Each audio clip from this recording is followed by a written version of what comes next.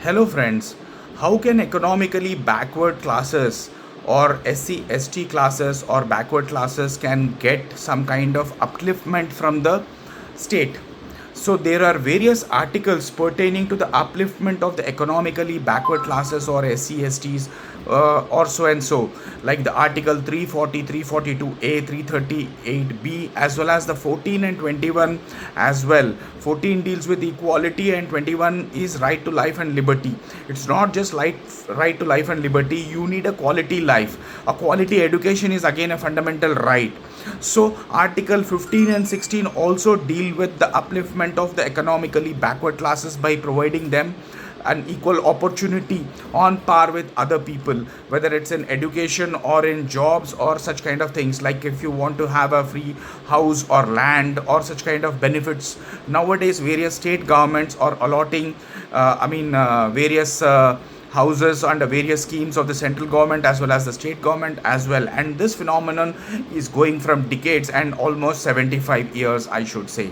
The economically backward classes like the SCs, STs, and the BCs, other backward classes, all these groups are entitled to the upliftment.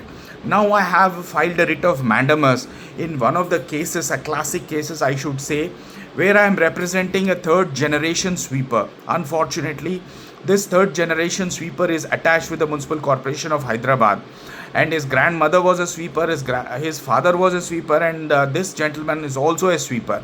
And unfortunately, there was a land allotted to him, to his grandfather, but that was not honored by the state government. He had that original patta, it's called a certificate of land allotment, but he could not get it materialized because of because of simple, he is an illiterate. So because of lack of education and literacy, he could not get it fructified. So therefore now he has come up because his children's future is also endangered.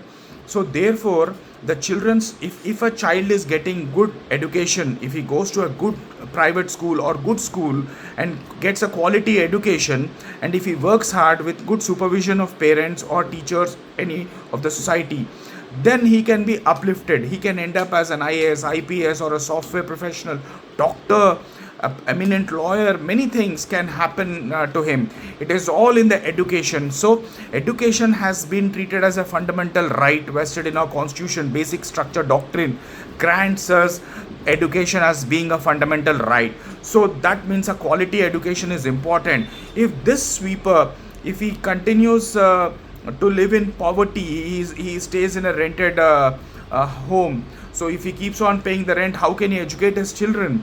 And if this kind of atrocity continues and happens, what is the use? It is I would say it's a malfunction on the state's part. So state has to honor its commitment for the upliftment of the economically backward classes. That is very, very important. When I say economically backward classes, they include all SCs, STs, other backward classes, or even if they are forward caste and they are economically backward, they are also destined. So this is what the Honorable Supreme Court has said in the Constitution Bench judgment in E.V. Chinnaya versus State of Andhra Pradesh. This was headed by the CJID, then N. Santosh Hegde Lordships, as well as other four honorable companion judges who have delivered a fantastic judgment in the year, I would say it's 2004. And thereafter another fantastic judgment has come, who is current CJI, has delivered it in the November 25, 2024. This again pertains to the Andhra Pradesh. This is Dr. Rao VBJ Chelikani and others versus State of Andhra Pradesh. In this judgment, the Honorable Supreme Court has quashed the orders. It's a very interesting judgment. The government of Andhra Pradesh and Telangana has allotted way back in the year 2011. They made allotments to the eminent personalities, journalists, even the constitutional judges like the High Court judges, as well as IAS and IPS officers, all high profile dignitaries with some lands at throwaway prices. But the Honorable Supreme Court has examined it thoroughly in the year 2024, very recently, few months back. And on November 25, they have delivered a landmark judgment stating that this allotment is against the principles of equality before law, that is dealt in the Article 14.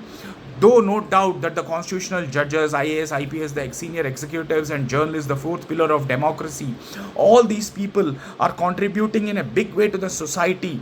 They are not deprived. They are still marginalized society which has to be uplifted. If the richer people can afford to buy their own houses or homes, why can't they go ahead? So there is no point in entertaining such kind of arbitrary orders, government orders. So therefore the government orders have been quashed straight away, and the honorable Supreme Court has issued a writ of certiorari. Yes, they have issued a writ of certiorari. When the subordinate courts commit some kind of mistake, it's more like an appeal. They can quash those orders of even, they can set aside, so by issuing a writ of certiorari. So that is called writ of certiorari. So the honorable Supreme Court in these two judgments has held the prominence of the article 1421 as well as 15, 16, 340, 342A and 338B, and no doubt from article 12 to 35 which deals with the fundamental rights. So my dear friends, if there are any under marginalized sections, underprivileged people, economically backward people, they can always make appropriate applications with the authorities to grant them some kind of relief, a small piece of land or small house, a well built house. So various options are there. So if they are not getting such kind of the allotments, they can always file a writ of mandamus in the constitutional courts like the High Court or even the Supreme Court of India also, that entertains, because these are the part of fundamental rights. Thank you, my dear friends.